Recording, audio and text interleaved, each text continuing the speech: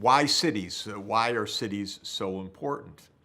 Well, odds on you live in a city just like I live in a city, and that's because more than half of the world's population is now urban. According to the UN Population Division, which is the tracker of urbanization in the world, sometime around 2007, we went from our whole history as a species of being basically rural, starting with hunting and gathering, then the Neolithic revolution of agriculture, then small villages and towns, and then the large cities. For all of the existence of our species and all of civilization up to 2007, we can be pretty sure that more of us lived in rural areas than in cities. But the lines then crossed because urbanization is a very deep part of economic development. Today, perhaps 55% of us live in cities, but by the year 2050, mid-century, probably 2/3, maybe 70% of us will be living in cities. Cities are important because that's where most of us live, and it's where the preponderance of economic activity takes place. Of course, most of agriculture takes place in the rural areas, and most of industry and services takes place in the urban areas. And in the course of economic development, economies that start out in poverty and subsistence usually start out as rural-based agrarian economies, and over time, as they build industry and services, not only is there a shift from farming to those other sectors, but those other sectors tend to be urban-based, and so there's a shift of populations from rural areas to urban areas. We reached the halfway mark around 2007. We're on the way to 2/3 or more of the world economy being in urban areas by mid-century. Because urban areas tend to be richer per person than rural areas, while about 55% of the world's population resides in cities now, it's probably a good guess that 75 or 80% of annual world output and income is generated within cities. So cities really are at the center of the world economy. We can't do without rural areas because we need to eat. We need the agricultural products, but most of our economy, most of our economic life, the preponderance of annual output is now taking place in urban areas. And as this graph shows, this is a trend in every part of the world. Now, why does this trend happen? Basically, for one intuitive reason.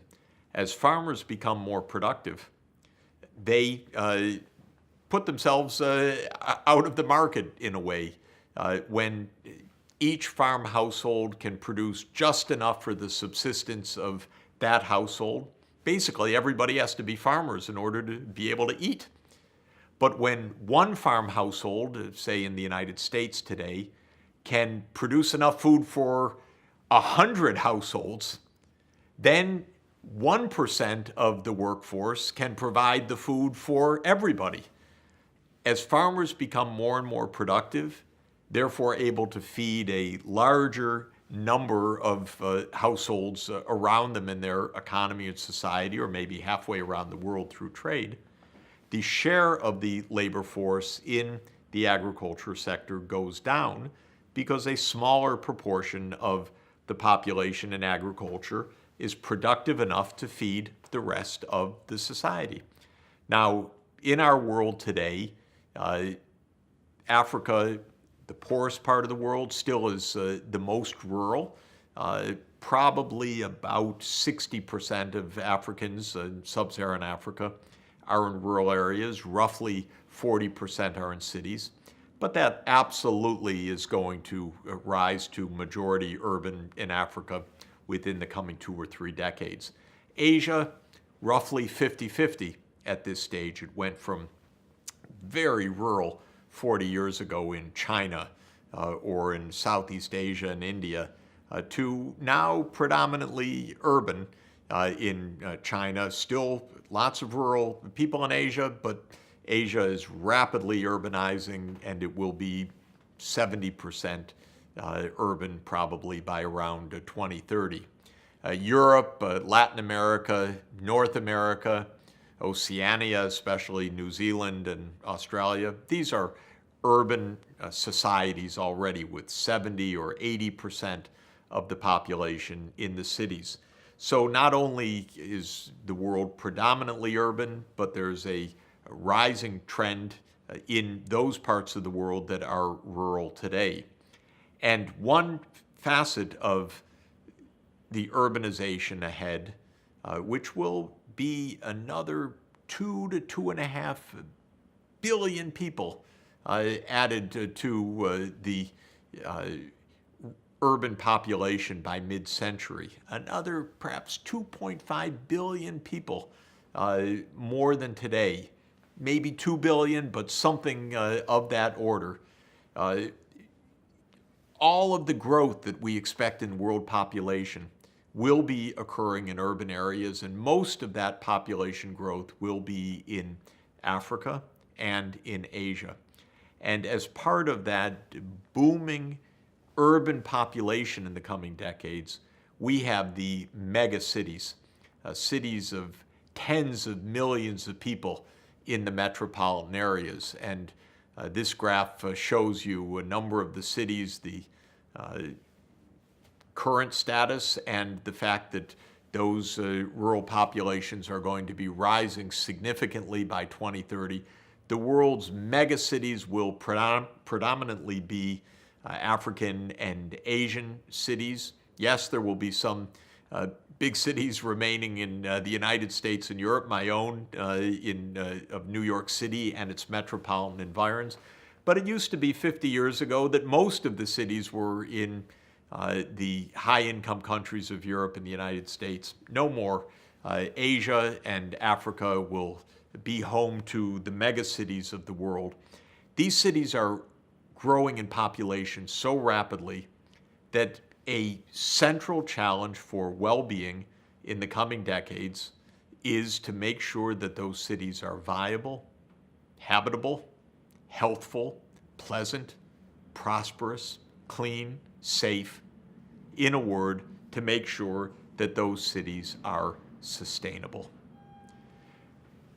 We have these sustainable development goals as powerful tools for us to get organized, to say to ourselves, okay, we've said sustainable cities, SDG 11, and combining economic, social, and environmental objectives more generally in all 17 SDGs, it's our job to make use of them.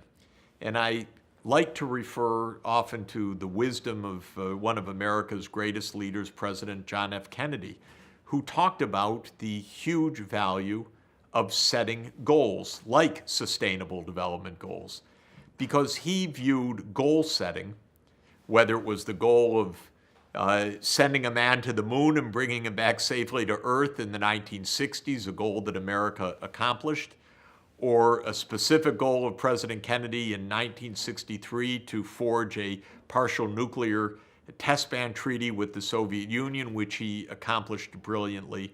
He felt that goal setting was a way to inspire people and make all of us work together towards the objectives of our well-being. And he has a beautiful idea that he expressed in a famous speech about peace in June 1963 about this goal setting. He said, by defining our goal more clearly, by making it seem more manageable and less remote, we can help all people to see it, to draw hope from it, and to move irresistibly toward it. I love that idea. By making a goal more manageable, then we help people to see that this is not just empty words, but something achievable, something within reach. And that gives people hope. It draws them towards that goal. Indeed, as President Kennedy said, it helps them move irresistibly toward the goal. So our goal is sustainable cities. SDG 11, and those related goals that I mentioned of decent jobs, SDG 8, or the circular economy, SDG 12, or safe climate by stopping human-made climate change, SDG 13. These are our goals. We need to make them manageable. We need to make them seem less remote so that people can draw hope from these sustainable development goals and all parts of the world can move irresistibly toward them.